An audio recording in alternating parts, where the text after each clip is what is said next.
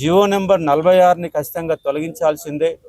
ఎందుకంటే ఇవన్నీ కూడా ఎస్సీ ఎస్టీ బీసీలకు అన్యాయం చేసే జీవోలు, జిల్లాల అభ్యర్థులకు అన్యాయం చేసే జీవోలు. ఈ జీవోలను తొలగించి తక్షణమే నోటిఫికేషన్లు ఇచ్చి ఎస్సీ ఎస్టీ బీసీ బడుగు బలహీన వర్గాలకు న్యాయం చేసే విధంగా ఉండాలి. ఇవాళ మీరు గ్రూప్ 1లో ఓసీల రాజ్యంగా మార్చి 70% ఓపెన్ కోటాలో 70% ఉద్యోగాలు మీరే కొల్లగొట్టారంటే ఖచ్చితంగా ఈ ఉద్యోగాలు ముఖ్యమంత్రి రేవంత్ రెడ్డి ఆధ్వర్యంలోని అమ్మకానికి జరిగినాయి. దాని కారణమే ఆయన ముందస్తుగా హైకోర్టు యొక్క ప్రధాన న్యాయమూర్తిని కూడా కలవడం, మేనేజ్మెంట్ చేయడం, ఇవన్నీ కూడా మనకు ఆస్కారం కల్పిస్తున్నాయి.